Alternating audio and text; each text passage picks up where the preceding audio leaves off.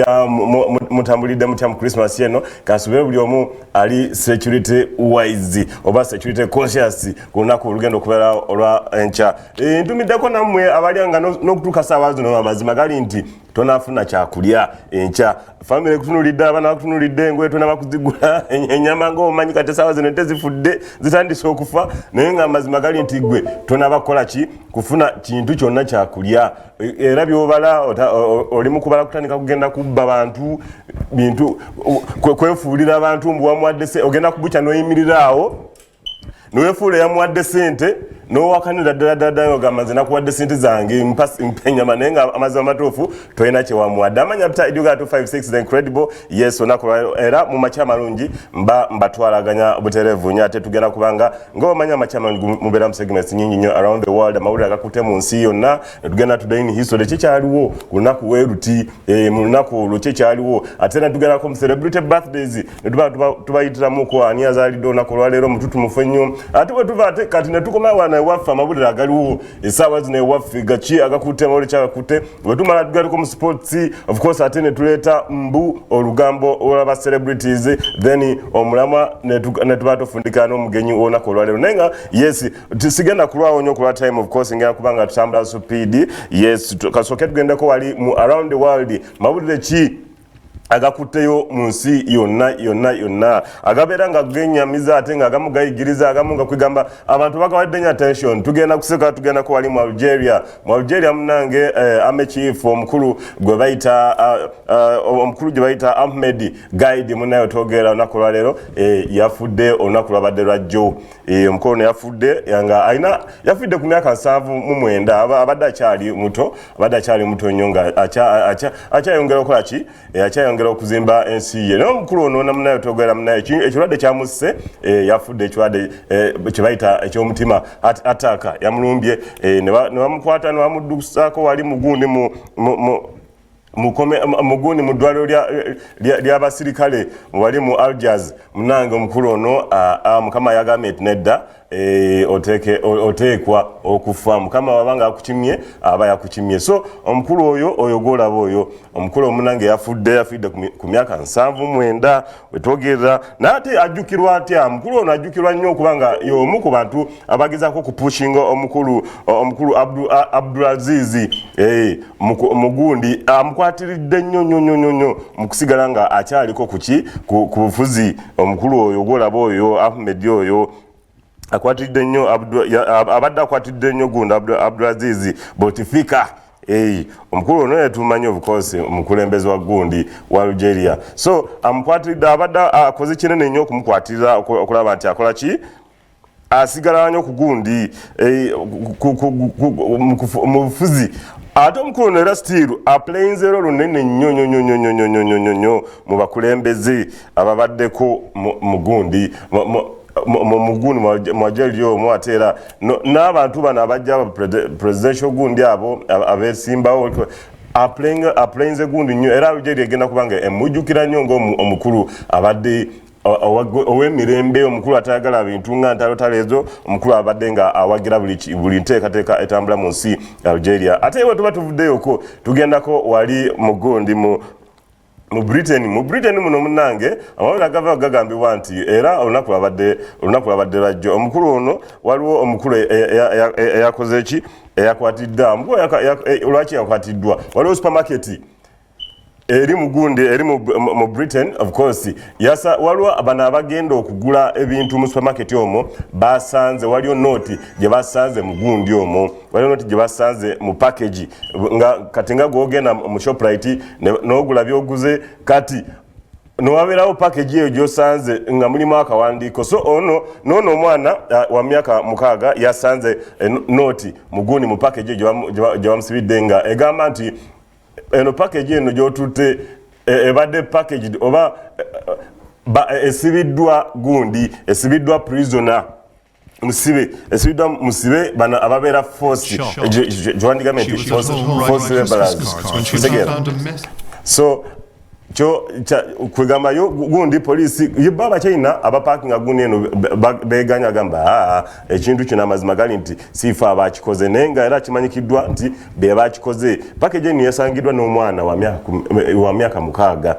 yalabya akantaako akawandikaako so kino kiraga ki nti at times tetulina kukozesa abantu mu bintu ebyenjawulo nga tukozesa gundi force so egamba bulire agavudde muguni mu Britain agomukulu ono munne ya package gunda ate ne basangamu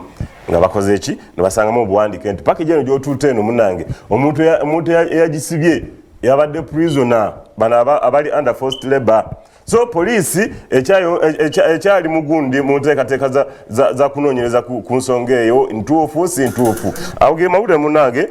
agali mu around the world. So ate yewe tuba tuvuddeyoko tujagendako ate mu today in history kyekyaliwo naku ng'olwaleero abiri mu 4 December kyekyaliwo munanga ate tugenda kubanga tukola ki tujja kubanga ate tugendako buterevu nnyo tujja kuba tugendako ate mu nsi America olunaku lwaleero lwe lunaku olaba ebino ebivuga betudduka simanyi motoka ezo tuvuga ezo kibi kati nno mu mwaka 1947 nga April 1940 okay yes yali olunaku 1993 Henry Ford omukulu oyita Henry Ford munange we yasala nagamba nti nkoleki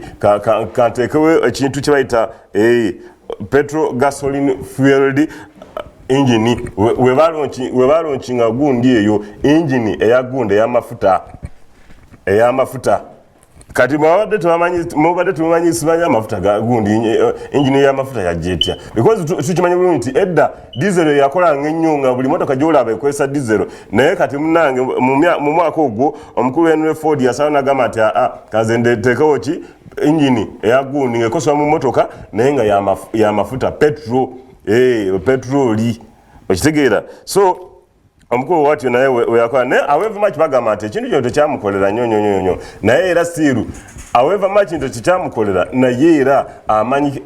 akyajjukirwa ng'omuntu eyasooka nakola ki eyasooka okukola gundi engine eya petroli eyo ebeera achievement nene nnyo omukulu gundi Henry Ford ayina history mungi nnyo amukwatako naddala when it comes to automobile gundi ebikwatagana ku bintu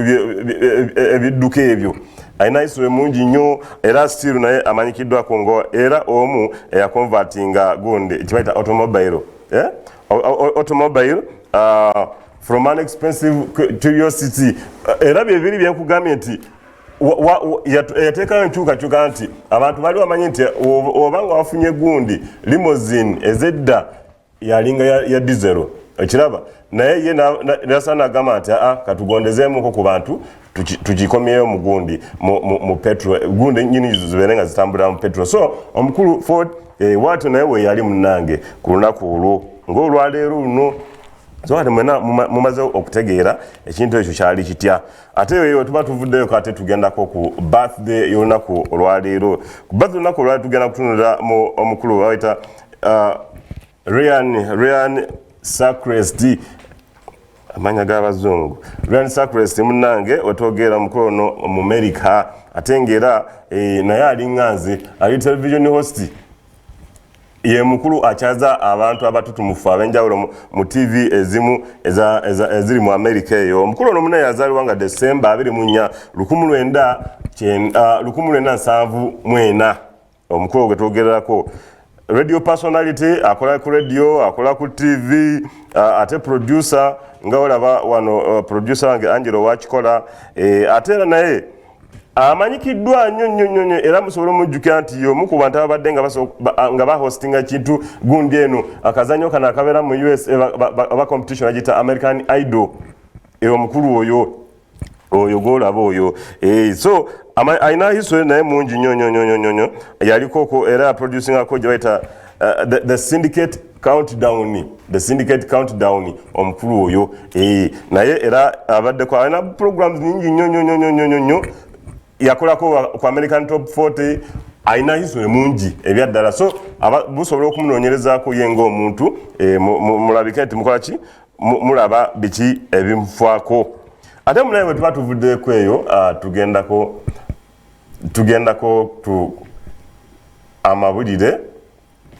amawulire agakuteyo ku gundi ewaffe wane Uganda mawulire ki leero agaliwo ewaffe wane Uganda. Okay, kasooke tugendeko mu break ati ninyo producer agambye nti sawa ya break then tukomewo n'amawulire agakuteyo ewaffe wane Uganda.